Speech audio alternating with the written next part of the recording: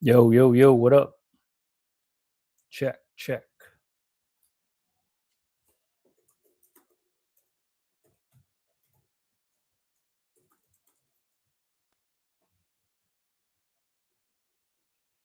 See if we get anybody jumping on. I need to see if you guys can hear me and see me first.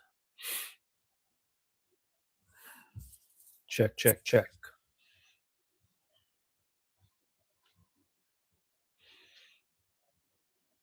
Yo, what up? What up? What up, Diz? Alex B. Croft, what's happening? No TikTok today. We're just doing YouTube. I was running a little late, so I just had a chance to jump on it and just get the computer going. All the way from KCAI. What's happening? I hear you fine. Appreciate that. Kathleen, Kansas City.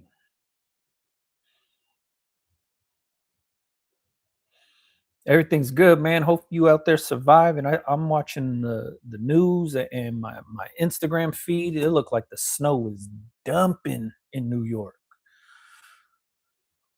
What's happening? It's 2 feet of snow. It's crazy, man. It's crazy. I was talking to uh one of the homies that owns a company that I might be working with, and he's from New York also, and he was letting me know these past few days been crazy.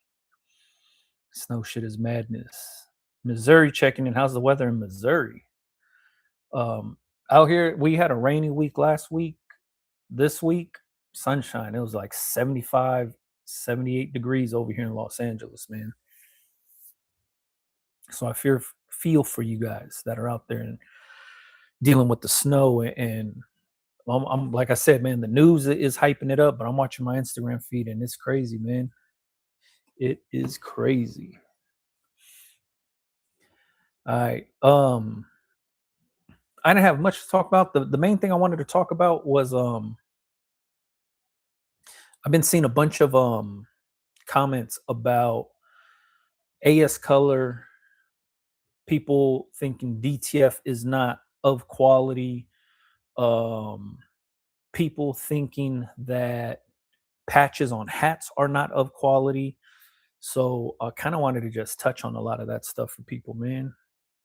I'm on the border of Rhode Island that beat an all-time record like 38. God, that's fucking crazy. That is crazy. Missouri's checking in with 50 degrees. That's cold for me. You know what I mean? I'm pretty sure for you guys in the snow, it's crazy. But first thing I wanted to touch on was the AS Color thing. Um, I don't. I'm not on AS Color's payroll. You know what I mean? When I talk about AS Colors, because I find some cool shit and I want to share the cool shit with you guys. I plan on bringing more of that stuff to the channel of showing the different blanks and showing all the different stuff that they have to offer only because there's nobody else really talking about it. So I feel like it should be kind of highlighted and everybody has access to it, man. You know, like all you got to do is open an account with them and you can start ordering from them too. But the reason I really talk about them is because they're a one-stop shop for myself. They offer everything. If I was using a different company, I'd be telling you about a different company. Like when I used All Style, I told you guys about All Style. I told you what model numbers I was using, the tank tops, the shirts, everything that I was using from them. Same goes for when I started using Shockaware and offering that to my customers. I'm just providing the information to you guys. You know what I mean? Um, but I plan on offering more of that. And the only reason I say this is because the more people see something on my channel, the more they're like, "Oh, this motherfucker getting paid for that shit." And by now, if you guys didn't know that type of money don't run this channel. You know what I mean? Like, there's no company that's gonna pay me to be like, "Hey, you should go and do this," or blah blah blah. I'm never gonna push that on anybody. It's more so of just bringing information, valuable information to the people. If you guys didn't want to use their blanks, cool. If you have a blank company that you already use, cool. But the stuff that I'm seeing from them, like especially um their box t-shirt from AS Color, that shit is nice, man. It's such a dope blank shirt. and not a lot of people are talking about it. The homie Ken from I Can Do It Studios, he just did a review on that same exact shirt. We shared the same exact idea. We seen the shirt at the same exact time at the show. He beat me to it, and he ended up getting the blank, and he tried it on, and I don't know if he pressed on it, but I know he showed what it looks like when it's worn and all that good stuff. And we both thought it was a dope ass shirt. And it's like, man, ain't nobody talking about it. Like we should be bringing this kind of information to the people. Um, so that's that. Like, I'm not on their payroll or nothing like that. These guys ain't paying me to make videos. I make the videos about the stuff that I like. Um, the other thing is like quality when it comes to like DTF and stuff like that. That one's kind of subjective because it's like you guys like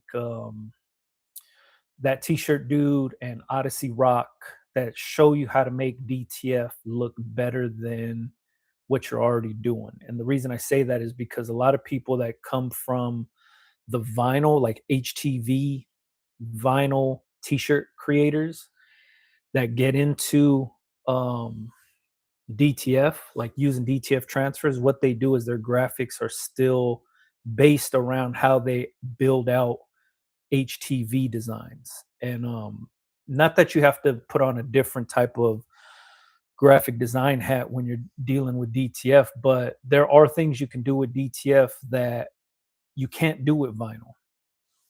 For example, half toning, knockouts and stuff like that should be kind of a given for you, but a lot of people still don't do them. And this just changes the texture, changes the feel of the print. It changes how the print breathes and stuff like that. So some of that is a learning curve for a lot. And a lot of people are going from vinyl to DTF and then kind of stopping and just saying DTF isn't it or blah, blah, blah because of the way it feels. And then it's like, I look at their design, I'm like, it's only like that because you're not prepping the artwork correctly. And a lot of people don't want to do that type of work.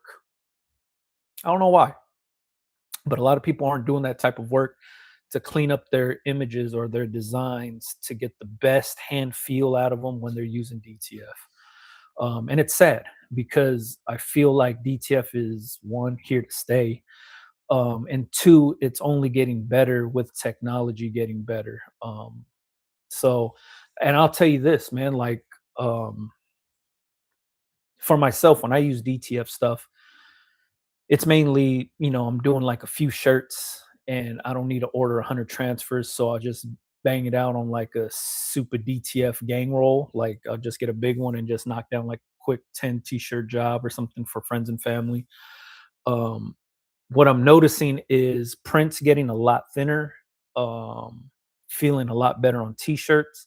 And then what I'm noticing is print clarity and just overall print quality is starting to look better. Like um, there's some people that are just used to seeing what CMYK looks like, and then you have printers that are doing way more than CMYK, where they're adding all these extra colors in there. Like if you already know CMYK pretty much makes any color, but then when you add extra primary colors in there, so if you're doing CMYK and then you also add like a green and an orange and what's the other one? I don't know if they add purple in there, maybe a red or something where it turns that into like your color gamut's fucking crazy.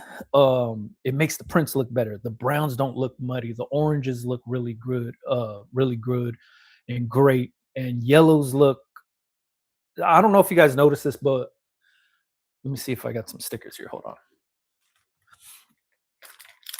I don't know if I have any of my big Brando stickers. Hold on. Oh yeah. All right. So anytime you try to print browns, this is like skin tone color on any CMYK printer, whether you're doing stickers, whether you're doing DTF, whether you're doing whatever you're doing, four color process printing, the browns usually come out very pixelated because it's hard to like really get a smooth, buttery brown. Um, and on these new printers now, and people that are offering this, those colors are easily color matched now, like easily color matched. And I think it's dope, man. I'm digging the new technology and stuff like that, and I think it's fucking cool to use, and it only helps us and benefits us. So I'm kind of hyped on it. So the people that are kind of getting off of DTF because they're not using it correctly, um, I strongly advise people to jump back in and really focus on the artwork, and creating it correctly for these types of prints. So like before, when screen printing was the only way of doing t-shirts, you would have to separate all the colors and create your artwork that way. So you're getting stuff print ready. Now, a lot of people don't understand what print ready is because a lot of these DTF companies are just like, man, shoot me a PNG and I could print from that, or shoot me just the Photoshop file, I could print from that. There's no more color separation. There's no more prep work that goes into the artwork. Whereas a lot of the guys that came from the screen printing background still abide by those same rules where vector is king and color separations matter and stuff like that. So I think it's just all new stuff for a lot of people. And in order for it to be the way, like, Merch Studios does a really good job at creating the content around his transfers and shows basically how things could look if it's done correctly. And his color separating is dope, his half toning is dope, just his knockouts are dope. And you can learn how to do all that from that t-shirt dude in Odyssey Rock. Um, so I hope people that are off of it get back onto it, because I would hate for people to just stop their business solely because they had one bad experience. You know what I mean? Um, I'm gonna read some of these comments now. That's dope. Tapping in from the A area. What's happening? No snow. Waiting on the rain. Yeah, man. We just had a shitload of rain these last 2 weeks, but now it's like I said, down here in LA. It was 75 yesterday. I think it was like 78 today. Big Brando just wanted to know if I will need a California seller's permit to get a wholesale permit. I want to start selling my t-shirts on Shopify. Sun City Apparel, wherever you operate your business, wherever your business's address is, that's where you get your reseller permit from. So let's say you live in Los Angeles County, your business is registered to a Los Angeles County address. That's where you get your reseller permit from. Is from there. I don't know where you live, so it just depends where you live, and then you go. Where do you think Civil Regime Dark Sport get their shirts from? I like their fit and feel. I have no idea. I know nothing about both of those brands, if they're brands. I've never seen them or heard of them. One easy way to find out is, I don't know how big these brands are or how invested you are in there, but if they ever do sample sales or warehouse sales, look that up on YouTube and then see if they do sample sales in their warehouse, and then watch the videos and then see what the boxes say in the background. Usually, when you, like, if you're a big printer or you're a big brand and you're using blanks from somewhere, they'll keep the t-shirts that are printed in the boxes that came in them. So it'll say, like, back then, like, all style was popular, right? So I would watch like the hundreds or Diamond when they would do their sample sales or their warehouse sales, end of season sales, when they open their warehouse to the public, and there's like lines of people there to, because everything's discounted. They're walking through their warehouse and you watch the videos, and then you can see what they're printing on because you'll see all the boxes in the background, and it'll say all style, all style, all style. I'm like, oh shit, they're using all style t-shirts. That's all I used to do to figure out what brands were using. Um, So hopefully, if those brands that you're talking about, look it up on YouTube or Google it if they ever had a warehouse sale, an end of season sale, something like that. And then anybody that's doing a tour of their warehouse will give you an inside look at what they're printing on. I heard a transfer company folded. Not sure which transfer company, but yeah, let me know. I don't pay attention to any of the industry gossip or industry news. I find out from y'all, man.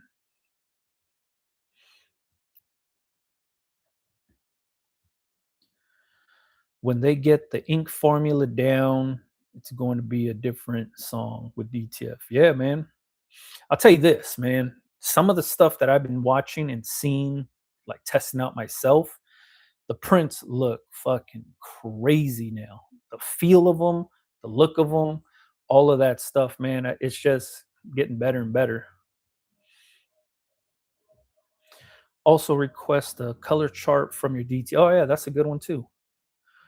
That's a good one. William Stewart, what's happening? What do you think about the Pro Club Comfort t-shirts? I used to use Pro Club Comfort all the time, man. That was my go-to right after All Style went under. So All Style 1301 and Pro Club Comfort, very comparable. To go a step further, All Style 1301, Pro Club Comfort, Shockaware Active. All three of those t-shirts are very comparable. The differences between all three of those is the collars.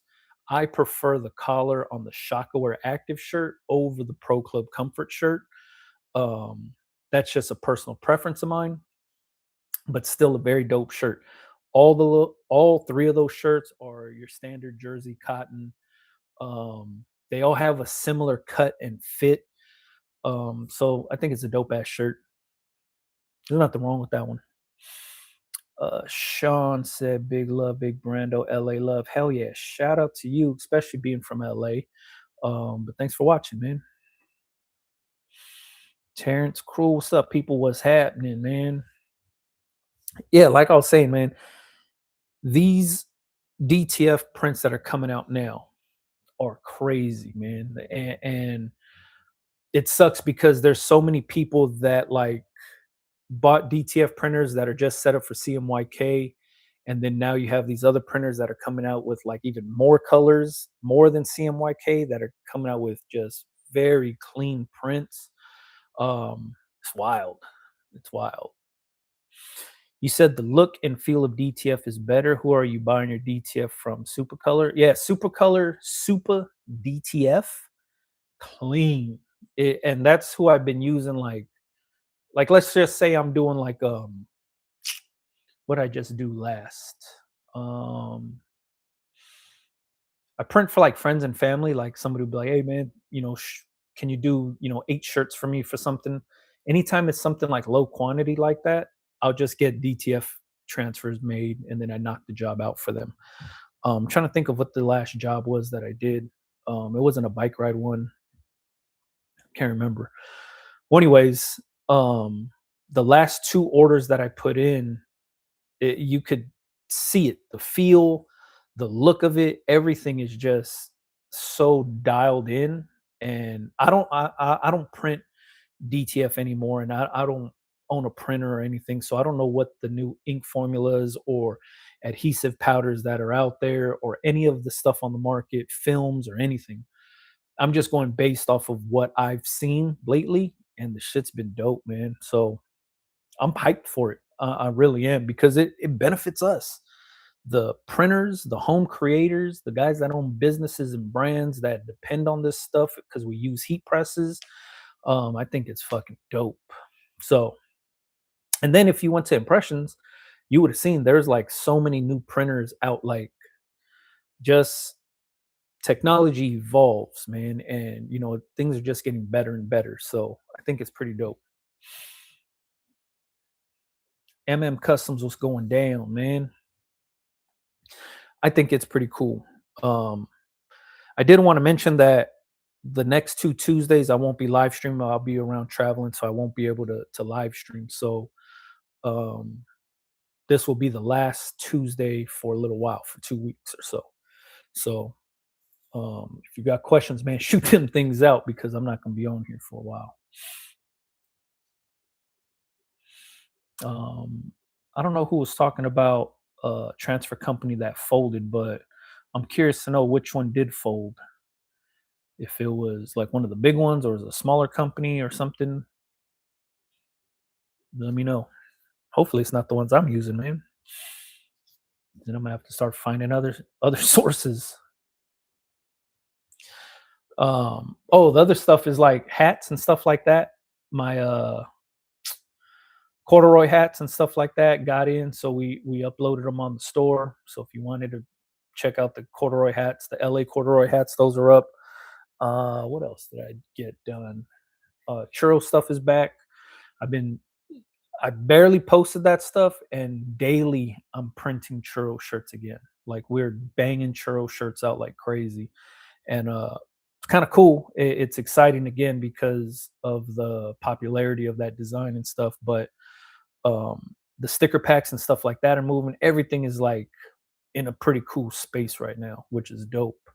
And with minimal marketing, man. I don't know if you guys follow the Churro Squad, but if you started following them again, you could see, man, I just been promoting stickers. I haven't really been promoting the t-shirt. I'm using the stickers to promote the site. So people are going to look for the stickers and then they're seeing the t-shirts and then they're buying the t-shirt, which is cool.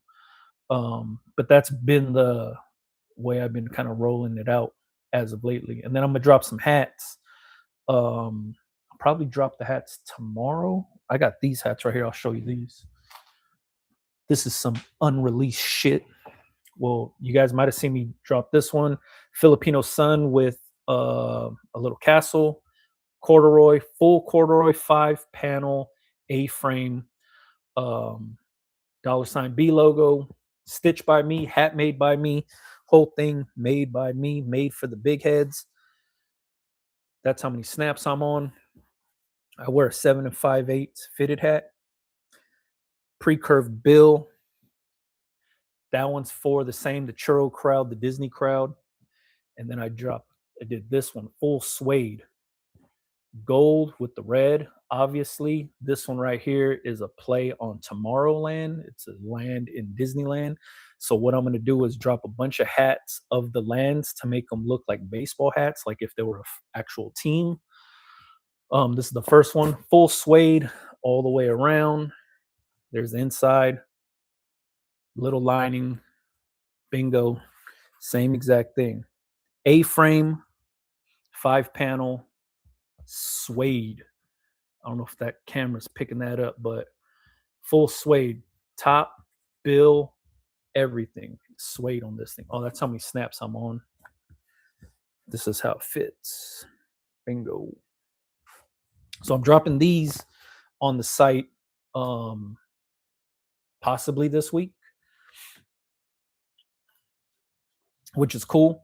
So like I said, churro stuff, if you want to like stay up to date with all that shit, man, just check out the Churro Squad.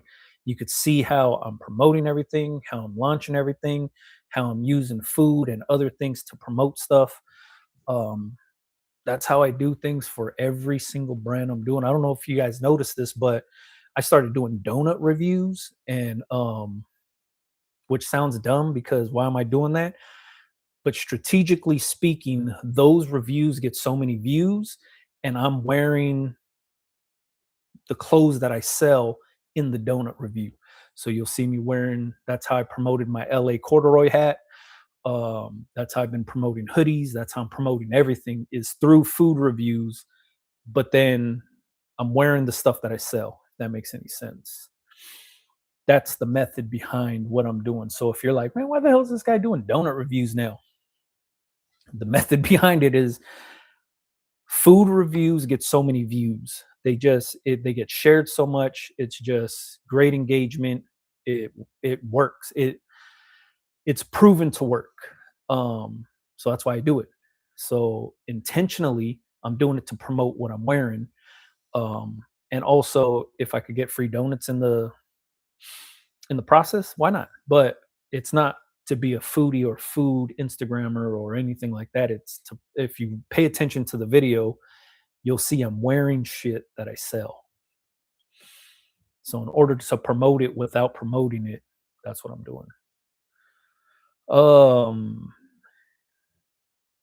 King Block, what's happening? What's up, brother? Hope you are well. Heat Transfer Warehouse is closing down. Damn, I didn't know Heat Transfer Warehouse is closing down.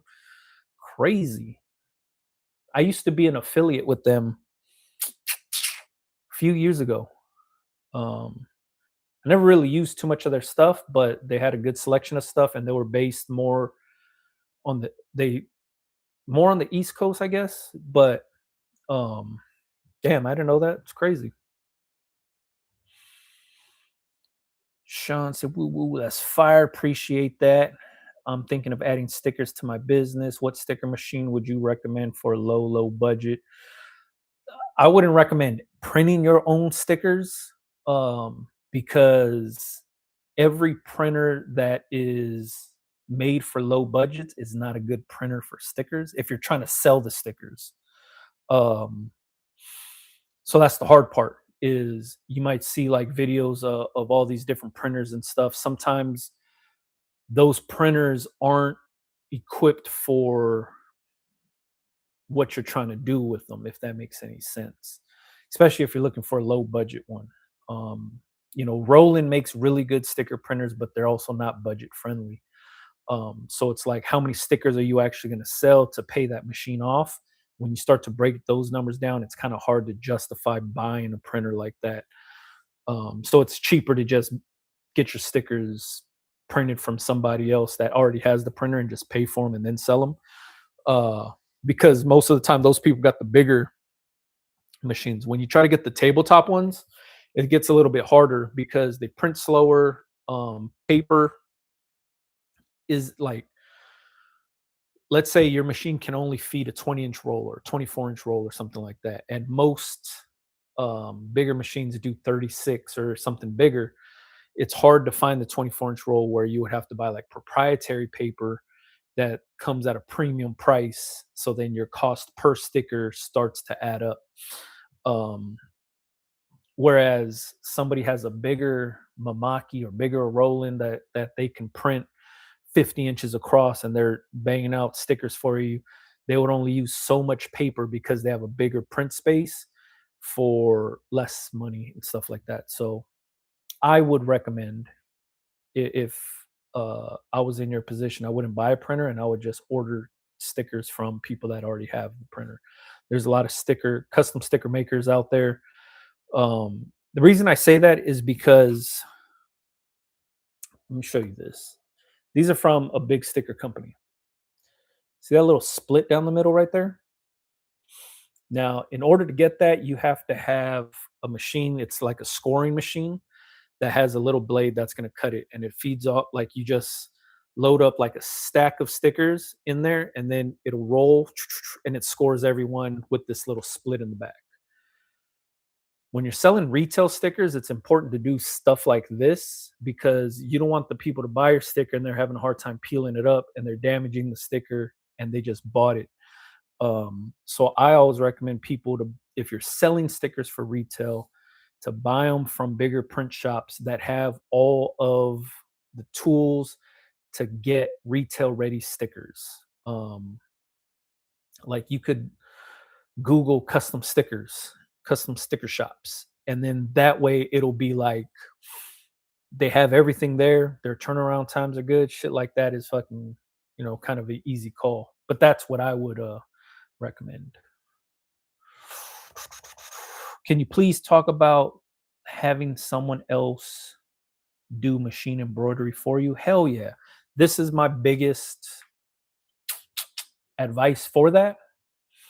Find a local embroidery shop. Try not to go online and order your embroidery online from anybody. The reason being is there's something called a proof sample. So we'll use this hat as an example.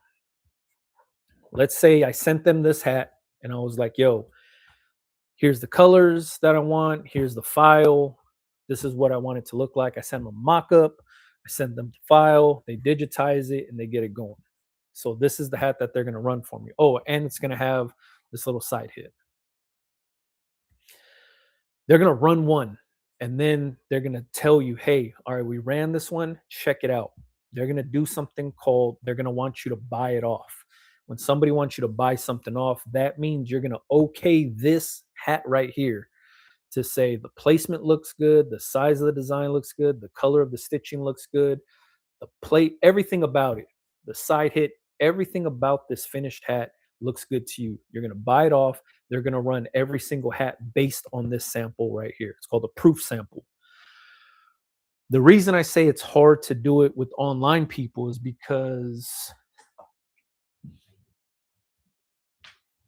here's my corduroy LA hat. Say you're going to get this done. If you're doing 3D puff, they're gonna stitch over white foam and then it's gonna be puffed up, right? Close to this light source right here, the contrast is crazy and the white's pretty much blown out. It's very easy to manipulate photos with high contrast, with photoshopping and stuff like that to make it look better than what it really is. So from here, some from far, even up close, if the contrast is off and there's white foam sticking out from the threading, you can't see it in a picture and you're going to buy it off. You're going to be like, all right, yeah, that looks good in this picture. Run all my hats like that. And then you're going to get your hats in. And maybe you didn't see that the foam sticks out right here at this point, and like, let's say down here on this turn, you didn't see that the stitches didn't cover the foam right there because of the way the picture had so much high contrast to blow that white out where you couldn't see the difference between thread and foam, that they're going to be like, all right, you bought it off. We're going to run it exactly as is. You get your hats in, and then you notice foam is poking out. You'll be like, yo, what the fuck is this? And they're going to be like, yo, you bought it off. You said it's cool.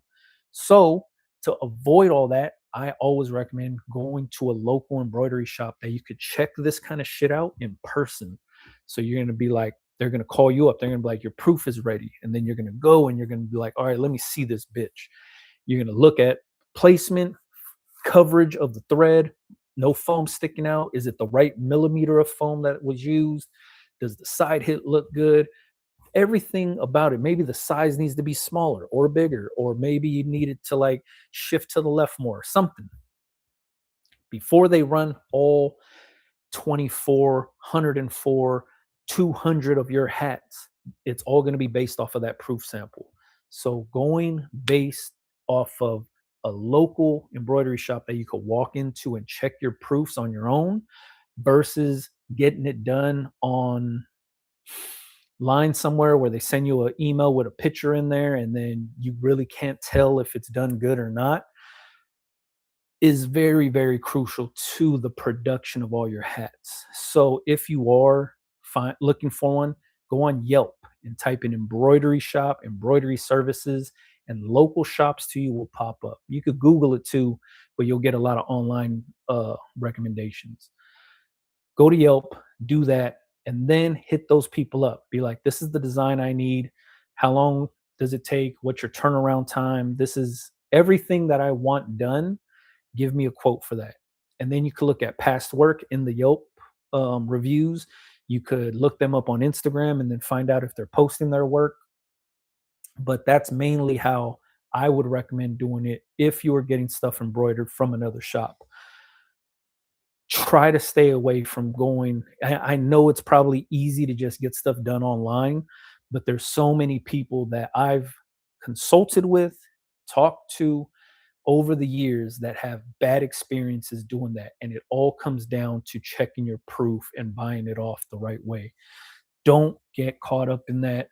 Try to stay away from it, because nothing worse than paying for 200 hats or however many you're getting done. Maybe it's 72 or I don't know. There's nothing worse than getting your hats in and they all suck and they're all unsellable and it's nobody's fault but your own because you already bought it off, if that makes sense.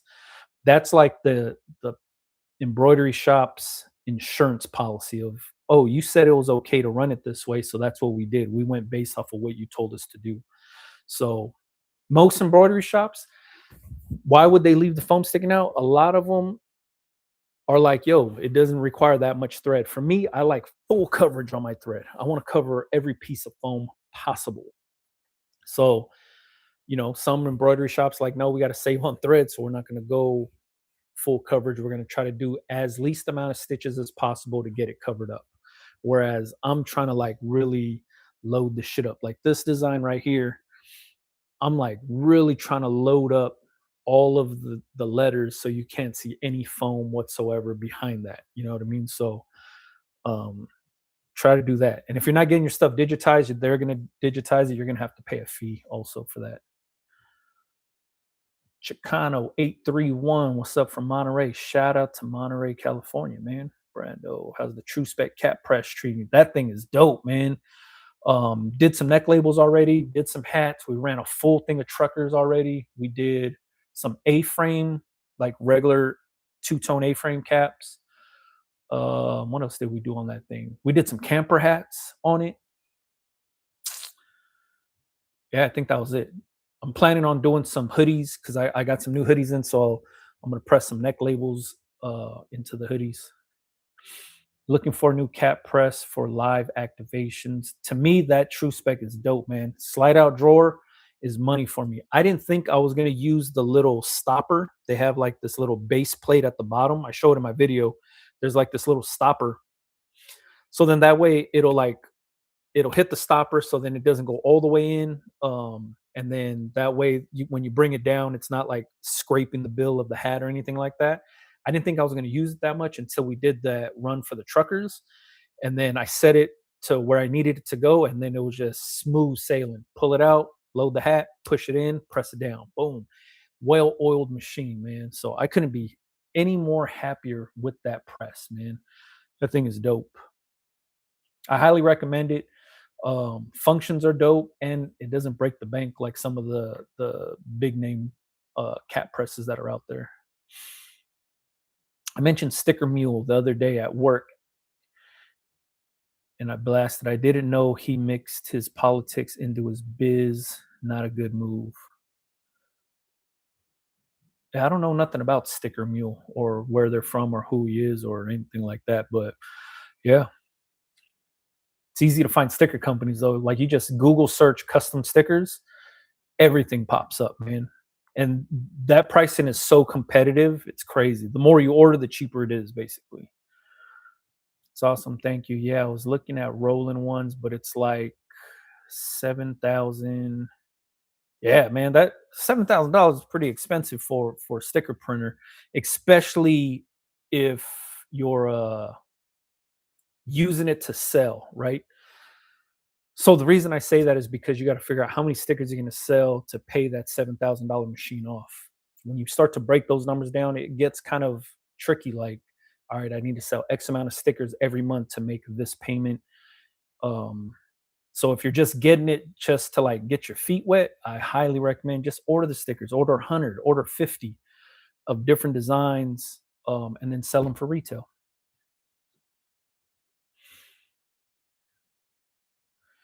Or you could kiss cut them instead of the slit, which makes them easy to peel. That's true too. I just seen somebody do that. I was watching a video and I was watching them do that. But what I did see is they had cut around it, and then as they were peeling that little strip of, I don't know, sticker material up, they were going through the whole sheet, and then as they were going up, they weren't collecting it in their hand. So then it started sticking to the stickers, and they started peeling up stickers because that little piece of sticker was getting stuck to it. If that makes any sense. But yeah, who are you getting your stickers from? Thank you for what you do. I get my stickers from a local printer. So I have access to a sticker printer. He hooks me up, and you know what I mean? We trade services. I hook him up with embroidery work. I hook him up with some t-shirt work. He hooks me up with sticker work. We just trade services that way. That to me is the easiest way of doing things. If you don't have access to somebody that owns a sticker machine, there's people like G6 Customs that has one. There's people like Boulevard Printer.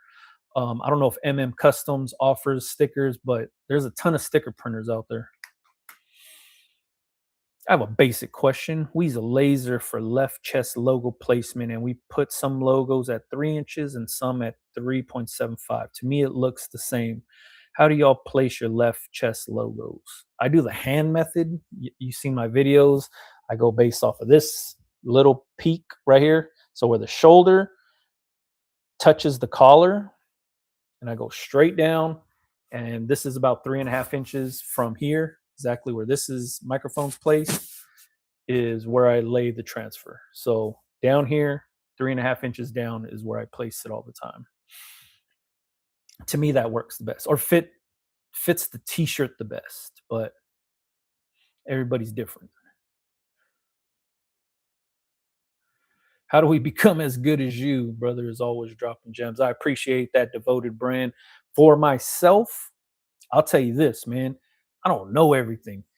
The shit that I learn that ends up working for me is the stuff that I double down on. So, for instance, stickers. I use stickers to give away for free. I don't sell my Big Brando sticker. I don't know anybody that would buy my dumb face.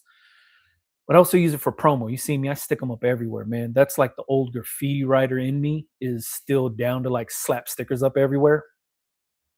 Kind of dumb because it's my face and my name on there, but um, extra promo. I loved seeing back when Econo Transfer was Econo Transfer, and James from Econo Transfer started. He would bring his vinyl cutter to the shows. My sticker, because he bought a shirt from me, came with the sticker. He slapped the sticker on the side of his vinyl cutter, and it was at all these trade shows that he was going to, and people would randomly send me the picture, like, "Yo, man, I see your logo right here at the Econo Transfer booth." You never know where these things end up, right?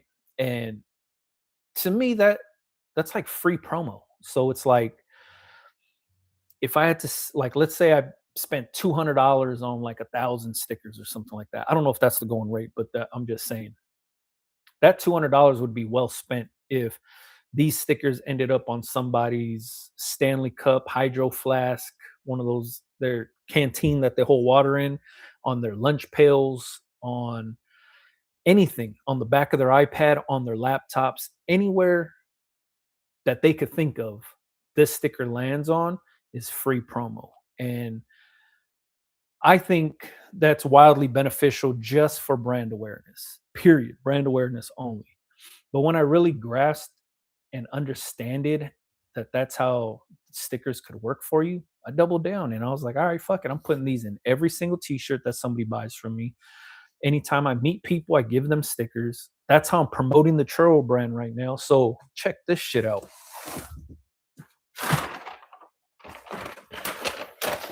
So let's say I'm walking around Disneyland, right? Cruising around my family, drinking some beers, hanging out, and I'm wearing a t-shirt, or let's say I'm wearing this hat right here, right? You're like, yo, man, that's a cool ass hat. I'll be like, yeah, thanks, man. Here you go. And I give them a whole thing of stickers, different churro stickers, different whatever. It has the information on there. So I use this as a business card. Follow me on Instagram, Big Brando TV, the Churro Squad. I make cool stuff for cool people. Here's the website where you could buy the shit. This is a business card for me. The business card is they're going to get a package full of stickers for free just for saying cool hat. So now, if they wanted to buy this, they go to my website and they see it. But I also gave them a bunch of free stickers, and these stickers are going to end up who knows where. They're going to put it up, like I said, hydro flasks on their computers, I mean, on their laptops, on fucking their car. I don't know. They're going to put them everywhere. That to me is, man, like that's such easy promotion. And this is an easy business card. I'd rather have a package of stickers than somebody's cardboard business card in my pocket. Um, so whenever somebody says, yo, that's a dope shirt, or that's a dope hat, or that's a dope whatever, this is what they're walking away with. And to me, that's me doubling down on my idea on why I think stickers are dope. You know what I mean? It's uh I don't know if every brand should do it or if it's needed by everybody, but for myself, I think it's worth it, man. Personally speaking, I think it's worth it. But I can't say like that's the end all be all marketing tactic right there that's going to take you from 0 to $1 million. Um but it is something that's helping. You know what I mean? I go to Disneyland all the time, and sometimes we're just there for dinner. Sometimes we're just there to drink beer and hang out. Sometimes we're there riding rides or eating or whatever it is. But the more I walk around over there wearing something that I could sell to somebody there, like that's where my target audience is. It makes sense to bring these with me. So when somebody says, "Hey, nice shirt," I don't have to sit there and talk their ear off. I could be like, "Yeah, check it out. You can get it here. Here's some free stickers for you." And then they're just like, "Oh, cool, thanks." They go home and like, "Yo, look at all these cool stickers," and they see this little message right here.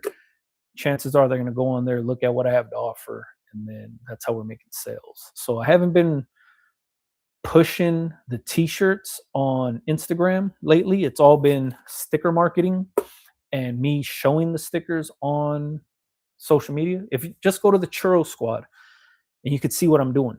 I only have like a few posts on there, but you can see exactly what I'm doing, and that's how I'm making sales. That's why I stopped using Sticker Mule. They were adding their political slogan at the end of emails. Oh, damn, that's crazy. Yeah, I don't know nothing about all that, but that's pretty bold. What's up, bro? Here's a good topic for this time of year. Do you file the taxes on the CDTFA site for the seller permit? Yes.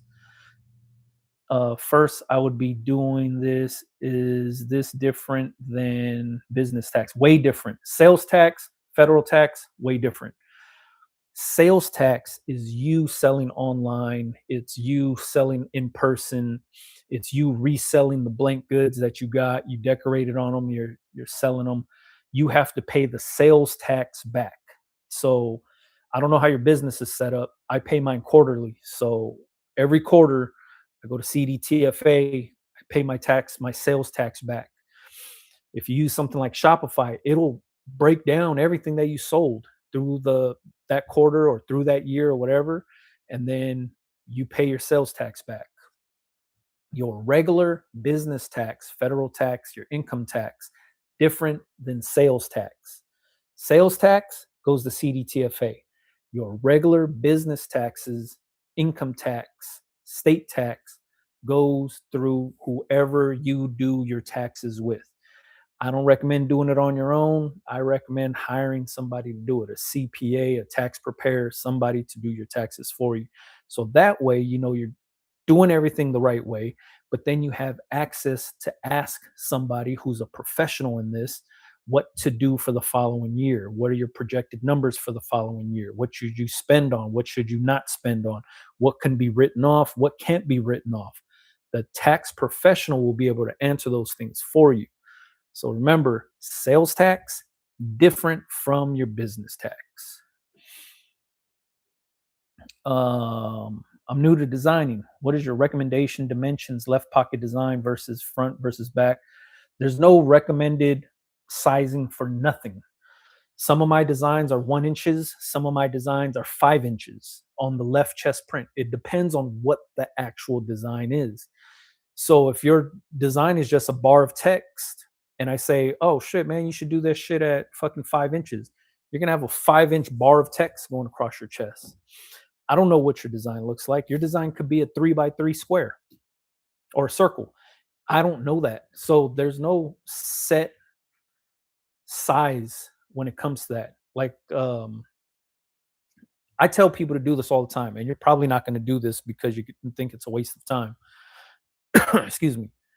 Get some tape, scotch tape, painter's tape, blue tape, masking tape, doesn't matter. Any kind of tape will work for this. Put a t-shirt on, wear that sucker in the mirror, look directly in the mirror, and then put a piece of tape where you want your design. You know what your design is going to look like. Put a piece of tape there. Tape off a box, a square, 4 pieces of tape, right? Look at it in the mirror and be like, does that look too small? Does a square look too small, or does a square look too big? Does it look just right? Does the placement look good? Do that until it looks the way you want it to. And then you take that t-shirt off with the tape still on and you get a ruler and you measure that box. Whatever those dimensions are on that box, that means you think that visually that placement and that size will look good for that design on your shirt. Do the same thing for the back of the shirt. Lay the shirt on the bed, tape it off, and see what you think is going to look right, sizing right, all that good stuff. Put the shirt on, take a selfie picture, put it on timer mode so you could take a picture of the back of your shirt, see if that box or that square looks good, the placement looks good. If it does, measure it. If it doesn't, make it bigger, make it smaller, whatever you think visually looks good. This advice that I'm giving you right now is going to help you design every single t-shirt from here on out. If I just told you make your left pocket designs 3 inches, You'll design everything to 3 inches, and sometimes certain designs don't look good at 3 inches. Sometimes they need to be bigger, sometimes they need to be smaller. So giving you numbers is not going to help you. It's going to fucking hurt you in the long run because you're going to make so many jacked up looking t-shirts based on, oh, this person makes his left chest prints to 3 inches. I'm going to do the same thing. But I'll tell you, like some t-shirt designs, they're not all circles or they're not all squares or they're not all rectangles. They're shaped differently. No two designs are going to be the same. So you have to be able to visually see what you want it to look like. So do the tape method. Trust me, that shit is going to help you out, man, because once you get that down, you'll start to figure out, oh shit, this looks good, this doesn't look good. Or placement, you're going to be like, yo, this is too far into my armpit. You're going to lay the t-shirt down flat, and then you're going to think that that left chest print needs to be pushed all the way to the side. You're going to do it. T-shirt looks different flat on a bed versus draped over a round body. So do this tape method. And if you didn't want to do it, let's say you got a brother or you got a dad or you got a sister or a mom or a wife or a girlfriend or somebody to wear a blank t-shirt in front of you and put the tape on them. Be like, all right, that looks good for a left chest print. Turn around. Let's do a back print. All right, that looks good for a back print. While they're wearing it, fucking measure that bitch out and design all your designs to those dimensions, if that makes any sense. I hope it makes sense because that's what I do for every design. I have videos showing this exact strategy. And that's the only way I get my designs to look the way I want them to, is because I visually see it first before I actually start designing. And knowing what it's going to look like or how it's going to look like all depends on what really matters to me. And that's visually seeing this shit. I don't, there's not one design that I've ever made that I went based off of like somebody else's recommendation. It's always been what I visually think. For example, this hat. This is 1 inch text. The only way I knew to design this to 1 inch text was because I put a piece of tape over the hat to see how big I wanted the letters to be, right? So when you get something digitized, once they digitize it and you want to like make it bigger, they got to redigitize the whole thing because they got to lay stitches all the way over.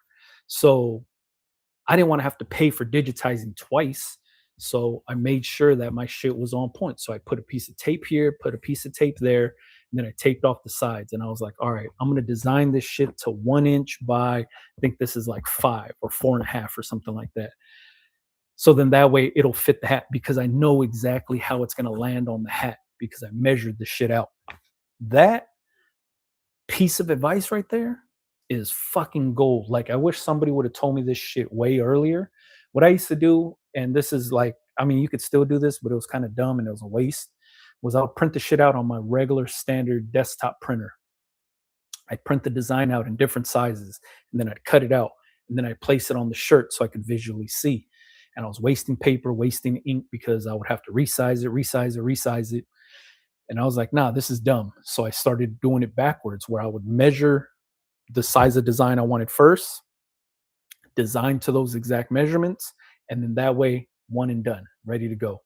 So put the shirt on, tape off a box, and be like, all right, this design is going to call out for this little bar of text. This bar of text right here, if it's 4 inches, it'll be 4 inches on the chest right here. If I told you, oh shit, all your designs on the chest should be 2 inches, you're gonna take this design, shrink it down to 2 inches. That shit's gonna look dumb as hell. It's gonna be too small. So don't go based on what somebody says what the dimension should be. There's a lot of people that are gonna be like, yo, your design should be like this for the back and this for the front. And don't even believe none of that shit because that shit right there is cornball activities because all they're doing is setting you up for failure. Take matters into your own hand. Measure out your designs first before you actually design them. That'll fucking kill for you. You will do this for every single design that you do moving forward. And then you'll be like, shit, man, I'm designing all kind of shit in different sizes. And you'll understand it. You'll just get it. You'll figure that part out. Let me see. Love the sticker pack business card. So you're giving it away. In your mind, what should we be paying for that sticker pack? I don't know. Tell you the truth, like I said, man, I get my stickers for free. I exchange services for them, so there's no real price tag on these shits. But I also sell them. So let's say if you went to the Churro Squad's page and you click the link in the bio, I sell this sticker pack for $10. People sell stickers for like $3 each. There's 6 stickers in this thing right here. I sell it for $10. Um, to me, it's if somebody wanted to buy the sticker pack, cool. If not, I'm giving it away for free anyways. Anybody that appreciates what I'm wearing and bothers to ask me where I got it from, I give it to them anyways. It doesn't have to be 6 stickers in there. It could be 2, it could be 1, it could be whatever you wanted it to be. But for myself, it makes sense to do it this way because I feel like they're getting something out of it, and then that kind of not forces them, but it kind of forces them to like just look at my website anyways. Like, yo, if this guy's giving away these stickers, what else does he got to offer? If that makes sense. Great business 101. Never talk about politics or religion. Yeah, 100%. Is this possible without showing your face? Being a clothing shirt brand, what do I show my audience? Show your audience what you're making, man. Show your audience this. Show your audience this. Show your audience your shirt. If you didn't want to show your face, don't show your face. You know what I mean? You could wear glasses and a mask and still promote this hat. You could do so many other things to not show your face if you didn't want to. Um, a lot of people are self-conscious about that, or they don't want people at their work to see them making content, or they don't want their friends and family knowing that they're creating content. But at the end of the day, like if this shit's your business, you should be all in on your business. You know what I mean? There shouldn't be any insecurities or anything holding you back from doing what you want to do. You know what I mean? If you're gonna, I get it. Sometimes some people, it's a privacy thing. They don't want people to know what they're doing and stuff. And I get that. But for myself, the way I see it is I should be the face of the business if I'm actually like this is something that's huge right now. And I don't know if you guys noticed this, but in the food industry, owners and chefs and yeah, just owners and chefs of restaurants are in front of the cameras now, whereas they would be behind the camera, like cooking the food and shit like that, right? But the reason they're doing that is because it's building up the brand even more, right? The food is selling itself and people are buying it. Like you just see a plate of food and that's dope. Like, yeah, I want that looks good. I want to go eat it. But then now you're getting a chance to put the personality behind the food, who's actually making it. And then you see the chef or you see the owner, why these concepts are like this or why it's working. And the owners are now giving you a chance to understand who they are and why they're doing what they're doing. And it's blowing up and it's killing right now only because people want to see more. And then it makes people believe in the person. So they come in and support the restaurant because they believe in the person. All of that to say, as business owners, it's our main goal is to make money, to stay in business, to sustain the business, to scale, but then also just to be part of it. Like you want every piece of your own body to be in the business. You know what I mean? So there's a perfect example. There's a guy named he's from Hawaii. He has a poke truck called Rise Poke Shack. Poke Shack. It's on the North Shore. It's just a little shack on the side of the road. Sells fresh fish. Bomb. Shit's good. Line out the door. He moved to, or he didn't move, but he opened one in Huntington Beach um, lately. The way he marketed his food coming from Hawaii, being able to say, I'm flying in fish fresh from Hawaii to Huntington Beach to get chopped up and mixed exactly like we do in Hawaii adds to the lure allure of people wanting to come try his food. But the owner is the one showing it. Hey, we're opening this place over here. He's showing the process of him opening this Huntington Beach shop. He's showing the line out the door. He's showing everything. These are the ingredients. We just got this fish in and blah, blah, blah.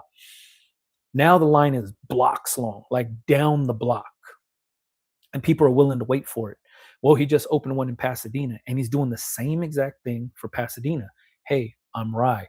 I'm opening this poke spot here in Pasadena now. This is what my Huntington Beach spot looks like. This is where we came from. We still have the one on the North Shore of Oahu. This is what we're doing. That right there should be everybody's, all of us in this chat, everybody watching this should be the blueprint of what we should be doing for our business, because what he's doing is he's taking a chance, taking his restaurant from Hawaii, coming here to sell it in a space where there's maybe 50% of the people here have never been to Hawaii, or either have but never had it fresh or Hawaii style poke. Not like, hey, I just seen this and I'm going to make it myself and start selling it, but somebody from there cutting up fresh fish to selling it here. That right there is taking a gamble on yourself. But in order for that like payoff to be fruitful for you, he had to put himself on camera and be like, yo, like, man, this is my story. This is what I'm doing. This is what I'm selling. This is how it's all getting accomplished. Adds to the popularity of what he's selling. Perfect example is the homie Faka. So David has Fakas. He already has one in Santa Ana. He has one in Torrance. He's opening one in Long Beach. That's where I'll be at on Saturday. So if you guys are in the Long Beach area, I'm going to be pressing tote bags for him live at his restaurant opening. So what he did was he would always show his food, right? Food, food, food. And that already draws people in. But then once he put himself on camera and talked about the story, his origins, how he got started, how he opened his first one, where he started from, the concepts behind everything on the menu. Once he put himself in front of there, then it elevated up. Now he's opening his third location after he did that because of the popularity of what he's doing. And that scalability right there of just putting your face on camera says everything I need to know about it. You know what I mean? And to me, that's like, we as business owners, don't let your friends or your family or your coworkers or anybody else dictate what you do for your business. They're not invested in your business. If the goal is to make money, the goal should be you're going to do everything possible to make this shit happen. You know what I mean? If it's putting your face on camera, if it's figuring out different ways to promote your business, the main goal should be to be able to scale this business, not just be sustainable, but to scale that bitch. And I can't stress it enough, man. Like, I think everybody, excuse me, that has an online store should have an online presence also. Not to be a content creator, like an influencer content creator, but your presence online should be very much felt if you have an online store. And the way I've always seen it is our social medias and our uh, Instagram pages, TikToks, and stuff like that should be the window to your online store. So people should be able to see what you're doing, what you're making, what you're selling. And then them clicking the link in the bio is them walking into your actual retail store. You know what I mean? That's my concept. It's always been my concept when it comes to social media and your online store. I feel like the window to your store is your social media page, and them clicking the link is them walking into your retail store. So that concept stays in the back of my brain whenever I'm doing stuff. And that's why I'm doing like donut reviews. Like, the shit sounds dumb, right? Like, I'm just gonna go around eating donuts. Yeah, that's not a bad gig, but at the same exact time, it's so I could keep promoting what I'm doing without it getting stale. Because nobody wants to just keep seeing the same old content over and over. You kind of have to switch things up every now and then to give somebody something fresh to look at, and then also invite new viewers into what you're doing. So for me, it was like, all right, I was already using food to begin with. Like, I would go out to eat with my wife, I'd be at the brewery with the homies, and I would post about where I was at, and then subtly just have my hoodie on, in the background, or some shots would show my hoodie or my hat, whatever I was promoting. And that worked and that was cool. But then I was like, man, like what else can I do? And I was like, fuck, in LA, there's donut shops everywhere. There's a endless amounts of content that I could be doing. And then second thing was, let me pick a donut that I like, that not a lot of people like. And maple old fashioned is not a popular donut. People usually go for sprinkle donuts. People go for like chocolate donuts and stuff like that. Bear claws and apple turtle. Like there's a million other donuts that people go to. And the old fashioned donut's kind of considered like the old man donut. So that's why I did it. So now I could keep constantly making content at these different donut shops and then still promote whatever I'm wearing. I'm promoting this hat right here. So I'm like, all right, yo, I'm not going to say come buy this hat, but what I'm going to say is, yo, I'm eating this donut, intentionally showing the hat in the video and be like, yo, I'm trying out this donut. I'm here at this donut shop. I'm doing this, blah, blah, blah. All the while somebody's looking at that hat. It's free promotion for that hat. And then people are going to get in the comments like, yo, that donut shop's in my house. Or, yo, like you should try this donut shop. Every comment, every like is just somebody seeing this. And the donut videos, fucking those shit, the views are crazy on the donut videos for no real reason. I don't get it. So I'm going to keep doing it. You know what I mean? That to me is helping yourself promote your business, your brand, your products, whatever you're trying to do and trying to show is a big deal. Now, if you didn't want to show your face and you wanted to be mysterious behind the brand and stuff like that, I get that. But you have to get creative with how you're going to promote it. Um, and like I said, man, take a note out of these restaurants books, man, and they did the same exact thing. They just showed the food, food, food, food, food, food. At a certain point, they had to switch, show their face, tell their story to help grow. You know what I mean? Because once you plateau and you're kind of just like cruising at this little speed right here, it's cool, but we all want to go up, right? So you have to shift and pivot once you start to see yourself plateau. So keep it in the back of your head that that might be the move later on down the line, is you're gonna have to show yourself, show whatever you're doing, or give your story and stuff like that if you didn't want to show your face. You know what I mean? That was a long answer, but I hope I answered it for you, because that to me is all about marketing, promotion, advertising. I nerd out over this stuff because that's how people are going to see what we're doing. That's how people are going to discover you, is based off social media. So we kind of have to just be like, boom, we got to get this shit rolling. You know what I mean? What's a crispy black tea you That's a crispy black tea you got on? AS color? Hell yeah, this is AS color. This is an AS color extra large classic t-shirt that's been washed easily over 20 times. This is like a shirt I wear.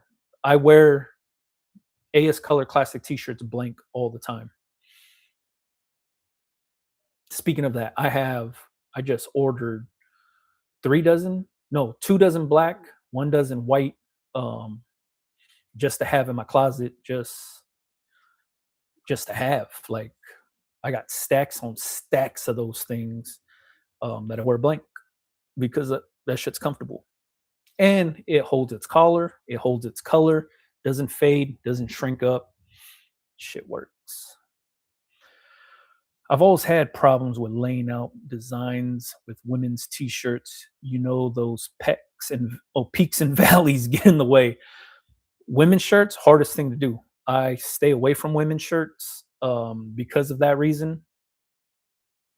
A trick that I used to do though, I don't even know if it's a fucking trick, but I had cut out some chipboard and I made it so where it'll stretch the shirt out just a little bit to press on. But the reason I stopped, I would get placement wrong on women's shirts because sometimes their U necks and V necks are really deep, so it doesn't leave much room to print on. So like if the V neck is like down here and you try to put the print down here, a woman's chest is out here, the print starts to fold under, and it's just bad placement. So ended up stopping doing women's shirts because I couldn't get the placement right. I don't have any tips or tricks for that kind of stuff besides pre-stretching tank tops out.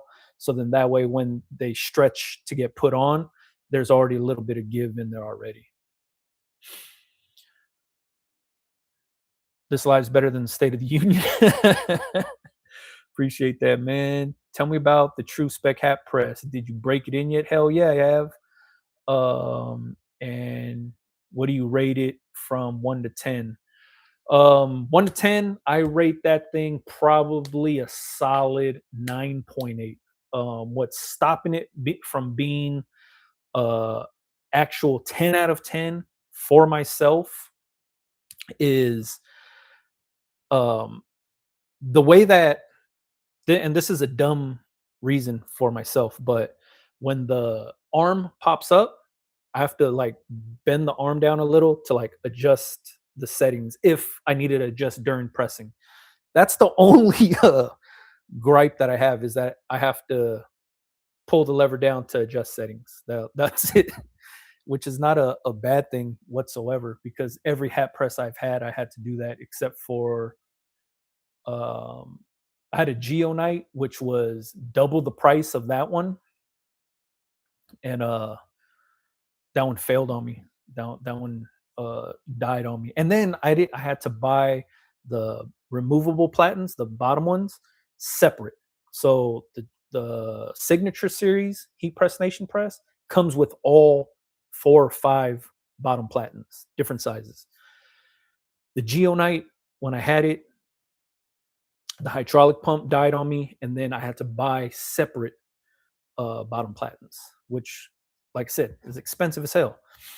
This True Spec press, the cap press, I don't need removable platens. It's way cheaper than the Hottronics, way cheaper. And if that slide out drawer where you're not working under the heat, perfect for myself. Perfect for myself. So yeah, I would say 9.8, man.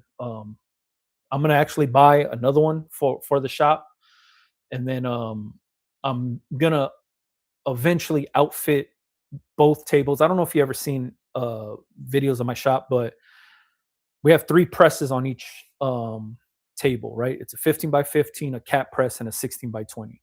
Right now, I have Signature Series 15 by 15s. I have Signature Series 16 by 20. I have the True Spec 16 by 20. I have the True Spec cap press.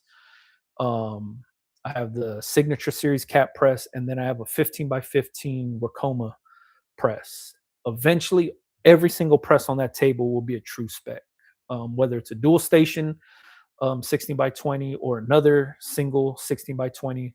And then the 15 by 15s will remain Signature Series presses if we still need them. If we don't need them because we're going to get dual stations in there, then it won't be needed. But that's the eventual plan. But yeah, that man, I put so much through that. I think I did a little over 300 something neck labels the other day um, on t-shirts. I did 2 dozen foam truckers. I did, man, probably three and a half dozen of 5 panel camper hats. And I did those with DTF too. Um, oh, we did the A-frame, two-tone A-frame hats from AS Color. We did that with some super color headwear transfers. I think we only did like 2 or 3 dozen. Nah, yeah, it was about like 2 dozen. Yeah, so man, we've been putting that thing to use. And then I just got some hoodies in. I'm gonna be traveling next week, so I got to get the neck labels pressed into the hoodies. So I'm gonna do that within these coming days. But I like that press, man. I'm 100% glad I upgraded to that press. Oh, I know it's popular because everyone loves donuts. Everybody does. Well, not everybody, but yeah, majority loves donuts. Majority does. What do you think about Lane 7 1501 shirts? I know nothing about Lane 7. I know nothing about that shirt. I've never used them. I've seen them at the shows. I've never used them for any of my retail stuff. I've never sold anything or pressed anything on those shirts, so I can't say good or bad things about them. The shirts that I do stand by that I use is AS Color. To me, that's hands down probably the best t-shirts on the market. Um, Once again, I don't get paid by them to say that. I don't get they don't I'm not on their payroll. Um, I'm not affiliated or nothing. I wish I was. I wish I had a full-time job at AS Color. One, so I could get a discount. Two, because I make a lot of content about them. But it's only because I'm sharing what works for myself, right? And the AS Color t-shirts and hoodies and crew necks and sweats, hands down, man, probably some of the dopest shit on the market. It washes well. Like I said, this is an extra large T-shirt. This is a classic AS Color T-shirt. I washed it over 20 times. This is like something that I wear all the time. I got stacks of them in my closet because I wear these things blank all the time. Um, yeah, like unless it gets stained or ripped or it turns into like a gym shirt for me or something like that, that's when I get rid of them. But for the most part, man, they hold its color. Like this color is far from faded. um doesn't shrink much, and the cotton's soft, you know what I mean, but it's still thick enough to where you don't see my nipples and shit like that. And even when I wear the white t-shirt, this is the big test for me. When I wear the white t-shirts, AS Color Classic t-shirt, you don't see any of my tattoos. My whole front's tattooed. You don't see any of the black tattoos through the shirt. You don't see my dark ass nipples through the shirt. That's always key when it comes to white t-shirts for myself. Pro Club is like that. Shockaware is like that. AS Colors like that. Their white t-shirts are not thin, they're thick, and they're not see-through. But out of all those shirts that I just mentioned, AS Color is the softest one, period, hands down. Um, I'm old in age now. I like soft t-shirts. I don't like thin t-shirts, but I like soft t-shirts. So if I could get a heavyweight soft shirt, AS Color is going to be it forever. You know what I mean? Let me see. I just signed up for AS Color Gold tier to start.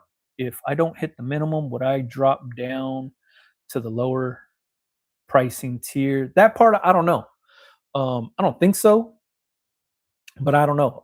Like I said, I don't work for them, so I don't know what the requirements are. But yeah, like if some months you don't buy any shirts, I don't think it's a problem. Um, so yeah, I think you should be good, man.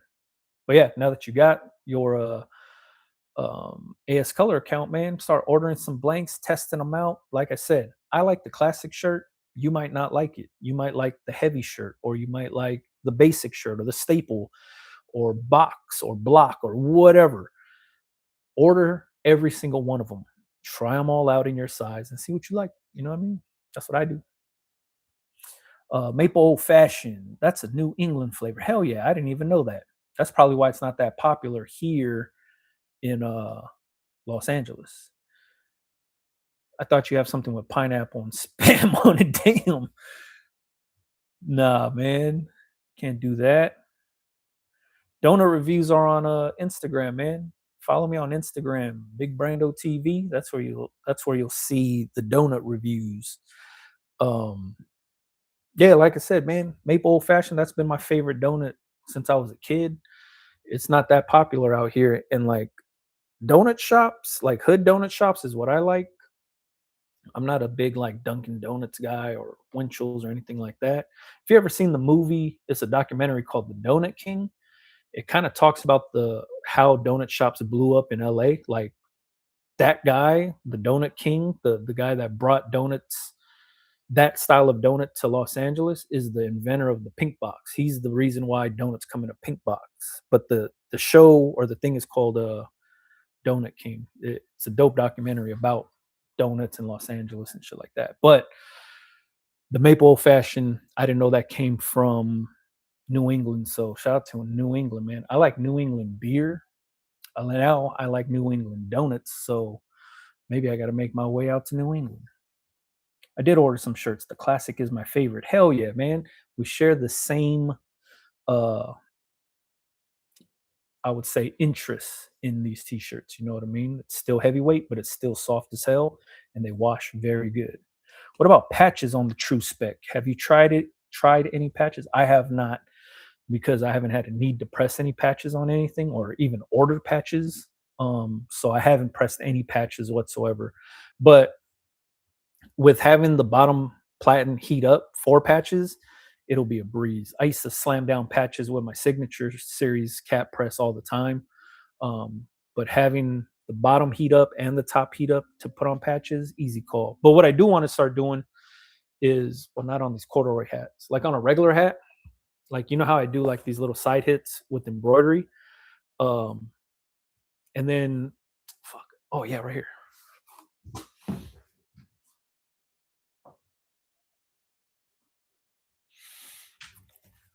Oh no. So side patches like this, right? This hat's from Undefeated. This is their corduroy hat. Want to see how ill this is? Let me just show you something. This is the Undefeated hat by New Era. This is their corduroy. And then I made my own corduroy. Look how close the color comparison is. This is my hat, not made by New Era or nothing. This is my own hat, but I loosely based it off of this sucker. But look at the color comparison. Corduroys, a little bit different. This one's skinnier. This one's a little bit thicker. Obviously, this is a 5950. This is a standard fitted hat. Then this one is an A-frame curved bill 5-panel hat. But the color and corduroy, anyways, I just want to show that. But side patches. These side patches right here, very popular on hats. Instead of getting this embroidered, you could just order some of these patches and then use the True Spec to smash them into sides of hats. So, which brings me to this one. This is a Supreme hat, right? New Era 5950 fitted hat. See this side patch right here? That's sublimation. So they stitched this all white and then they sublimated this dollar bill looking thing on there. I don't know if you could see that, but all that is sublimation on this. So it's not stitched on like this. This is printed on here. So if brands like Supreme and Undefeated can do side hits and side patches and stuff like that, because look at, this is what the inside looks like, right? This is just this. It's just stitched white and then sublimated on, this is polyester thread, sublimate on that bitch. So if you ordered sublimated patches and you have your True Spec press, you could put that sucker on and then slam that bitch on there. And all you got to do is order sublimated patches. You could order patches from Deco Press. You could order patches from Transfer Express. You could order patches from all these places now. They all do sublimated patches. They do, you don't just have to use embroidered patches anymore. For the front of the hat, if you wanted to do leather patches, you could get the laser engraved leather patches. There's so many different patches now. Before there was just like 2 types back then. Now you don't even have to get full embroidered patches. These shits they're spitting them out like crazy, and you could be able to like decorate the side of a hat easily with fucking your heat press. That's such an easy call, man. So that's my plan on what I plan on doing. And truthfully speaking, oh, right here, this is going to be my first sublimated patch that I'm going to run on a hat. Is my little churro logo. So this is going to be a sublimated patch. And imagine, I don't got any more hats to give you a fucking we'll just use this blue one. Imagine this is a churro themed hat with bam, obviously smaller than this, but then a little side patch on the side. Bingo. This is probably too big. This is like 3 inches, something smaller than this. And I could do it on the True Spec. Put that down, slam it on, you're good to go. That's the plan.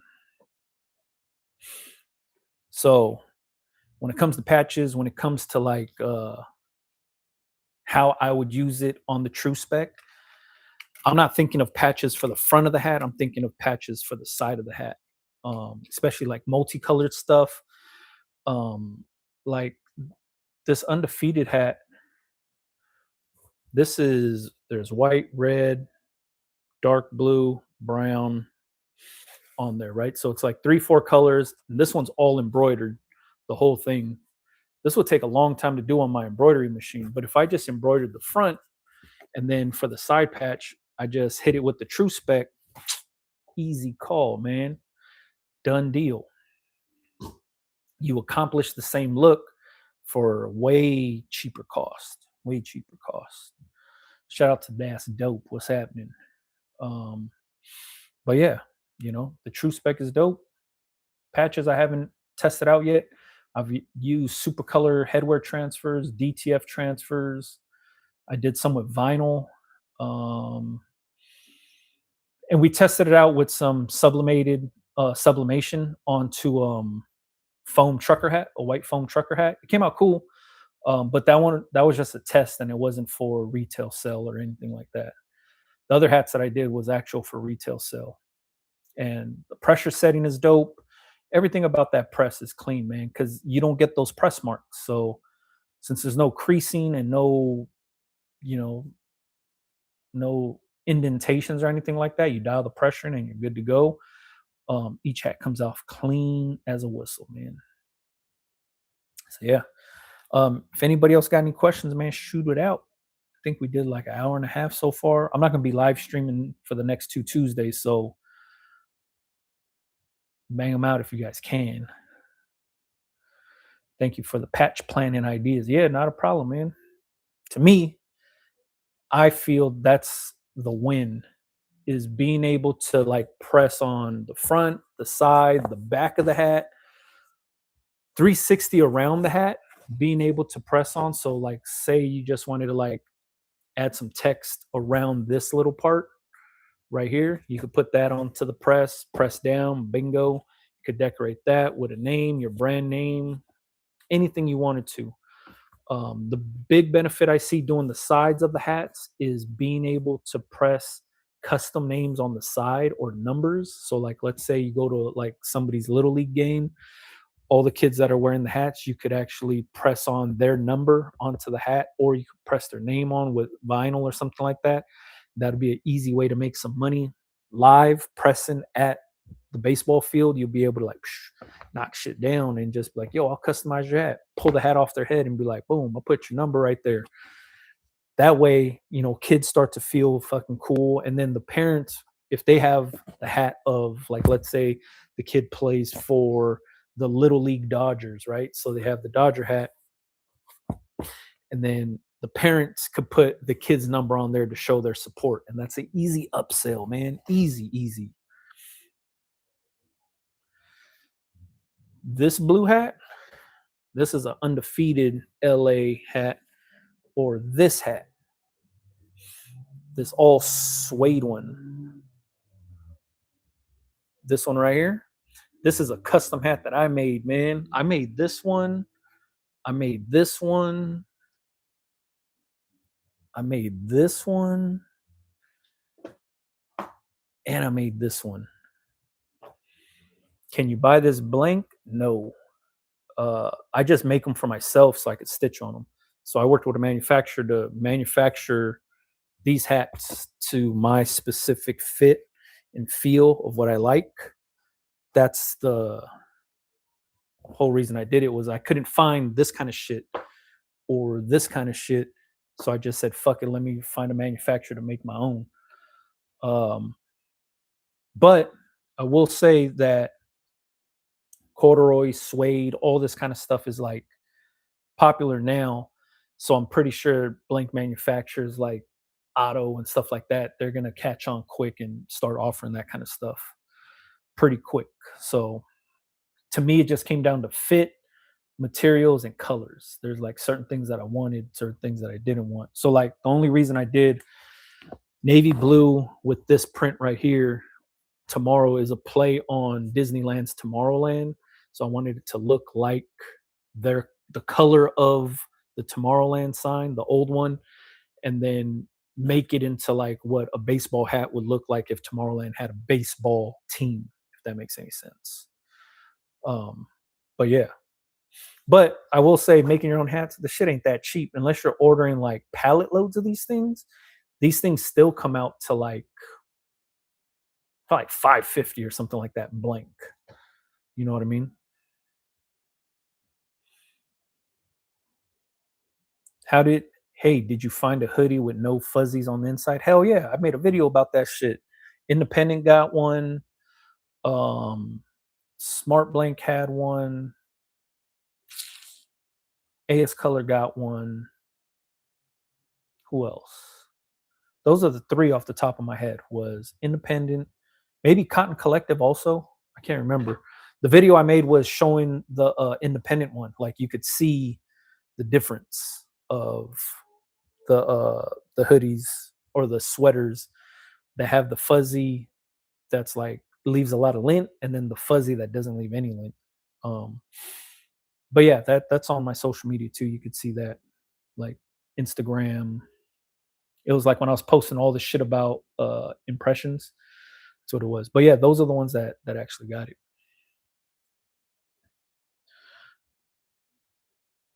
But then now it's like it's warming up out here, so I don't even know if I'm gonna be dropping any hoodies uh in my store because of the weather. Like I said, it's 75 over here, or 78 today. Let me see. Trying to scroll up, see what else is on here.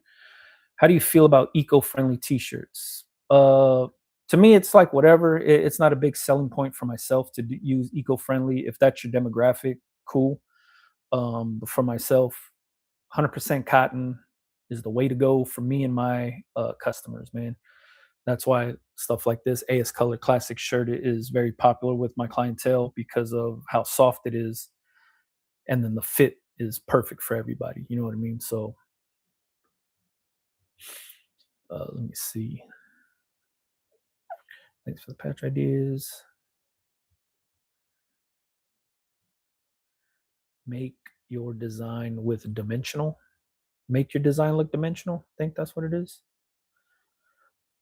Basketball and boxing programs reaching out to collab with me. I do a basketball and workout brand. Hell yeah, your advice, or have you done it before? Have I did collabs? Yeah.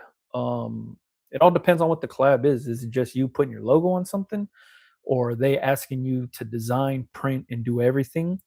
And they just put their logo on it. All of that stuff matters in your communication with whoever you're collabing with. There has to be clear cut direction on how much are you doing and how much are they doing. So if the brand is just asking you to do everything, that doesn't really sound like a collab to me. That sounds more like, hey, you do this for a living, so do all this and then put my logo on it. But if the collab is like, hey, my graphic designer and you are going to work together to create a concept that we both can benefit from, then that's more of a collab. So people use that term very loosely now because it's kind of cool. Like, oh yeah, I'm doing a collab with these people. But a lot of times there's one person that's getting shitted on in the collab and one person that's benefiting from everything. Now, if it's the opposite and the company or the boxing program or the basketball program that you're going to collab with has a huge following that has a really wide reach, you doing some work for them and putting your logo on stuff for the promotion side of it is cool. But don't sell yourself short. I would say that, if they want to collab with you, then that means that there should be some collaboration happening. It shouldn't be one-sided.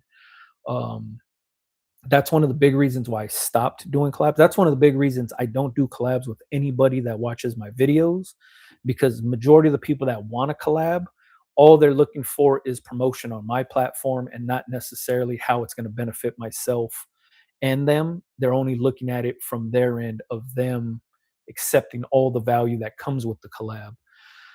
And to me, that's just very one-sided. You know what I mean? If the collab is, hey, let's put our thinking caps on together and come up with this concept, and equally you're going to pay for my services, or we're going to pay 50-50 and do this together, that's the real collab. So hopefully that helps you out. I don't know what your situation is. I don't know what your relationship is with these companies that want to collab with you, but the collab has to be worthwhile for both parties in order for it to work, because you don't want to put all your energy in and then that person's not putting any energy in, and then the sales are going to tank because the other guy's not holding up his end of the bargain. You get what I'm saying? So you have to be able to both agree to do X amount of things to make the collab as successful as possible. Kind of related, if you work with an artist to make a drawing for you to put on a shirt, how would you work out payment? One large lump sum or design fee with the royalty per shirt? That is all up to you, however you want to do it.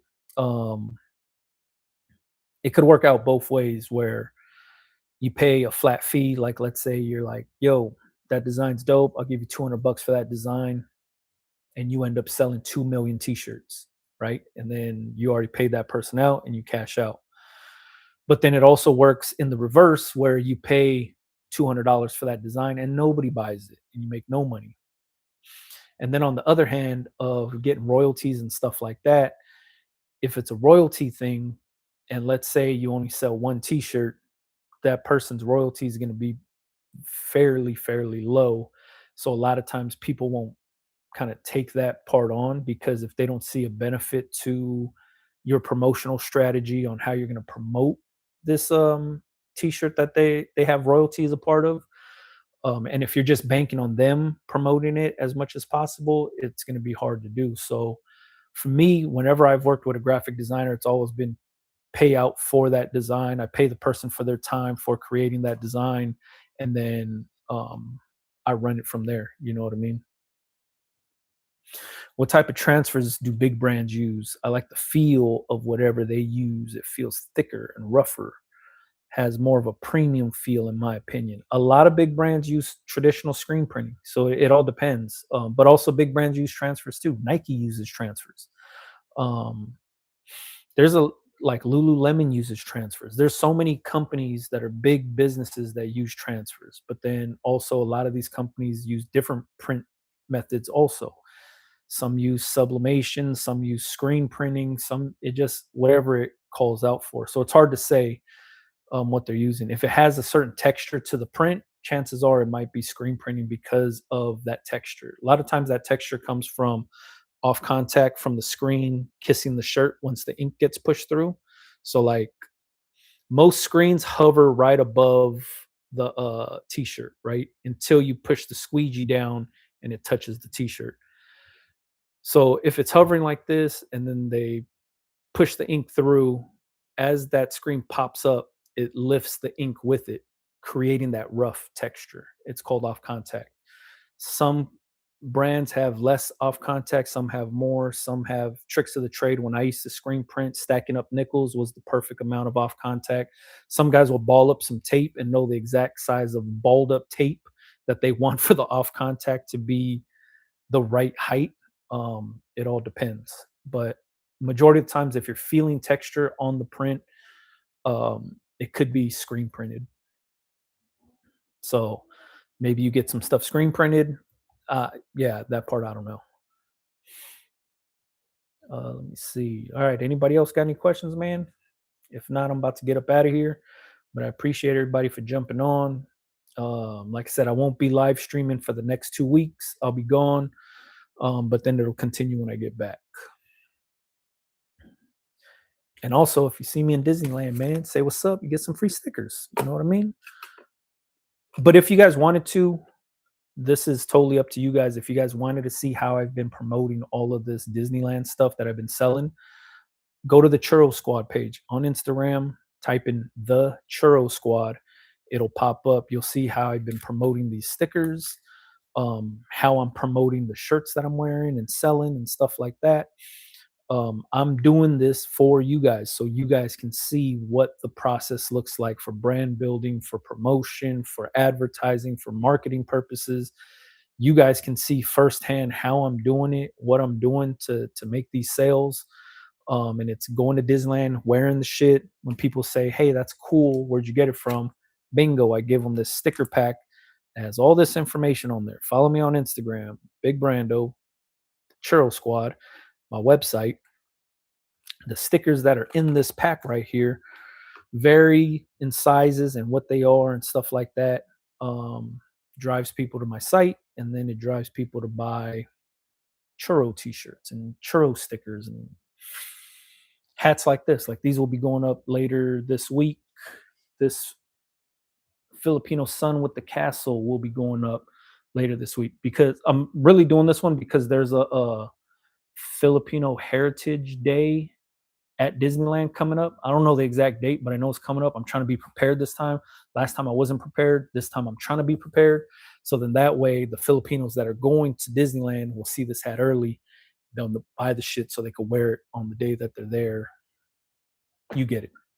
That's how it works. All right. Appreciate everybody. If you wanted to rewatch this thing, it's going to be live on YouTube right after this. You can go back and watch it, fast forward it, do everything you wanted to. Appreciate everybody for watching. And I really appreciate everybody for tuning in, asking these questions, because that's the only reason why this thing exists, is because people actually ask questions, and that's I'm trying to answer as many as possible. All right. Follow me on Instagram if you wanted to, man. Big Brando TV. Catch you guys later, man. Peace.